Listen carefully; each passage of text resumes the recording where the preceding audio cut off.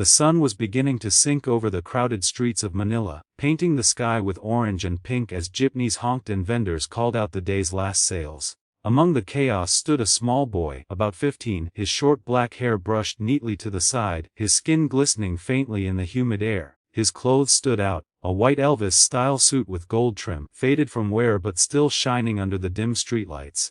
Around his neck hung a small silver pendant shaped like a microphone, the only thing he had left from his father. A man who once sang in bars before life became too hard, too short, and too cruel.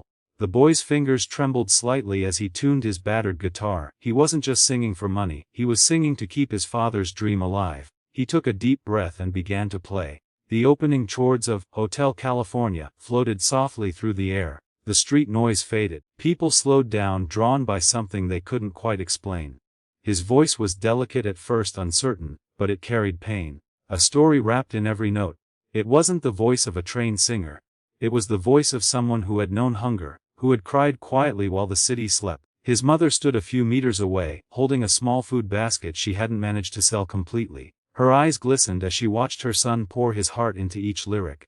For a few moments, the chaos of Manila turned still. A small crowd gathered, a few students, a tricycle driver, a woman holding her child. When he reached the line, "You can check out any time you like, but you can never leave," something shifted in the air. It was as if the song itself had found its home in this boy's soul. When the last note lingered, the crowd erupted in soft applause. Some tossed coins into his open guitar case. He bowed shyly, whispering, "Salamat po." Among the small audience, a man in his 40s watched carefully. He wasn't just any passerby, he was a local producer visiting from abroad, scouting stories of raw talent. There was something about this boy, the emotion, the purity of it, that made his chest tighten. He walked forward, placed a few bills in the case and said quietly, "You should audition for America's Got Talent." The boy froze, his fingers still hovering above the strings.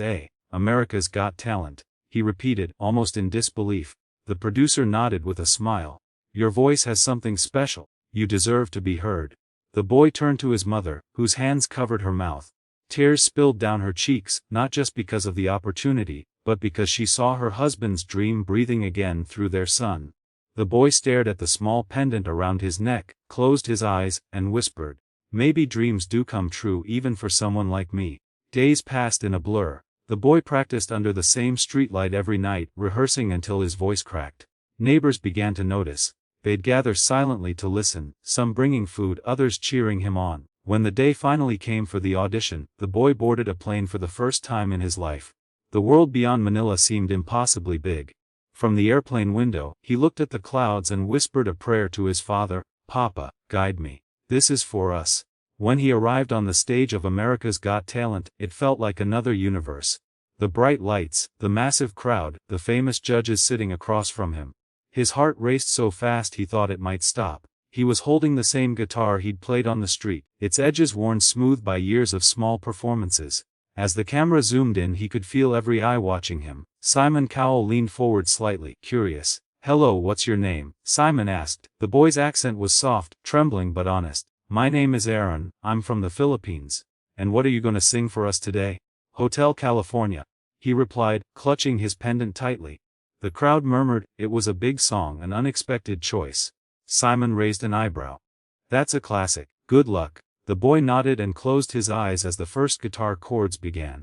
For a moment, he wasn't on stage, he was back on the streets of Manila under the flickering light, his mother watching proudly. He began to sing, softly at first, his tone haunting and pure.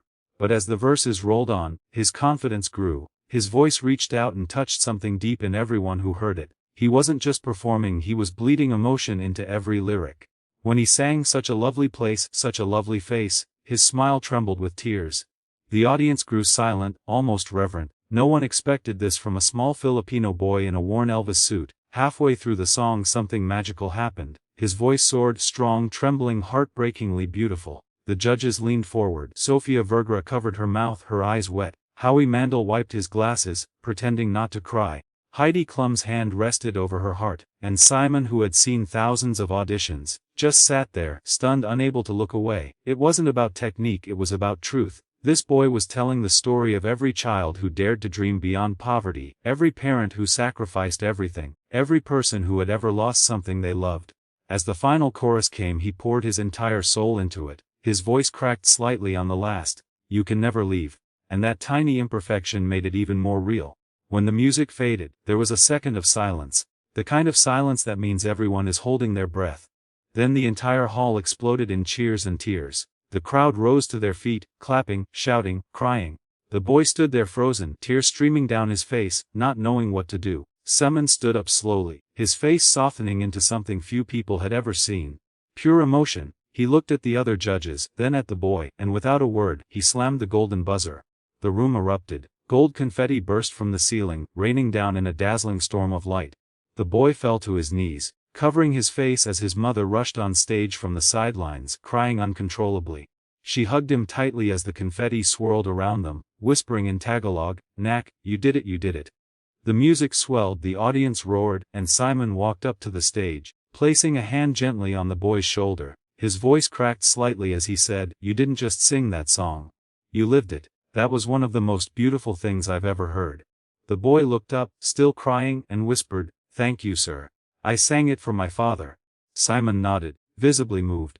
"He'd be proud," he said softly. Backstage after the performance, the boy could barely speak. Reporters swarmed, cameras flashed, but he seemed lost in a dream. He sat quietly holding his pendant, staring at the reflection of the confetti still stuck to his suit. His mother sat beside him, holding his hand. "Your papa would be smiling in heaven," she whispered. Tears rolled down his cheeks again, but this time they were tears of joy. Simon appeared once more, stepping carefully around the lights and cables. He sat next to the boy, not as a judge, but as someone who had been deeply touched. "You reminded us tonight," Simon said, "that music isn't about fame or money. It's about heart. Never lose that." The boy smiled shyly, still overwhelmed. "I won't, sir," he said. Simon smiled back, patted his shoulder and left quietly. The boy watched him go, the world still spinning in disbelief. Later that night, as he lay in his hotel room, the noise of the applause still echoed in his ears. He turned on his phone and saw his performance already spreading across the internet. Millions of views, comments from people around the world saying how he made them cry, how his voice felt like hope. He scrolled through the messages until one caught his eye. "Your father would be proud of you." He held the pendant close and whispered, "I hope so." Weeks later he returned to Manila. The same streets that once knew his quiet songs now echoed with cheers. Children ran up to him, calling his name. Reporters followed him as he visited the streetlight where it all began. He placed his guitar case on the ground again, opened it, and began to sing. The same song, Hotel California. This time, though, the crowd wasn't small. The whole neighborhood gathered, singing along with him. His mother watched it, smiling through tears, knowing that her son had changed not just their lives, but had become a symbol of what it means to never stop believing. He began teaching the local kids how to sing and play instruments. Every weekend, he'd gather them in a small open space, teaching them songs, telling them stories about hope, hard work, and believing in something bigger than yourself. He didn't act like a star, he acted like a big brother. When asked why he came back, he always said the same thing: dreams don't start on big stages. They start in small hearts that refuse to give up. Years passed, but his story continued to inspire millions. Documentaries were made, songs were written about him, and yet he never forgot where he came from. Every evening he'd walk back to that same street corner, stand under the same flickering light, and sing softly, sometimes alone, sometimes surrounded by children who sang with him. The pendant always rested against his chest, glimmering faintly under the light. One evening as he sang the final line of Hotel California, he looked up at the sky and whispered, "Who made it, Papa?" The wind carried his voice through the narrow streets, blending with the sound of life, laughter, and dreams still waiting to be born. The camera would fade out slowly, the sound of his voice echoing one last time. A reminder that even from the poorest corners of the world, music can turn pain into beauty, tears into strength, and dreams into something golden.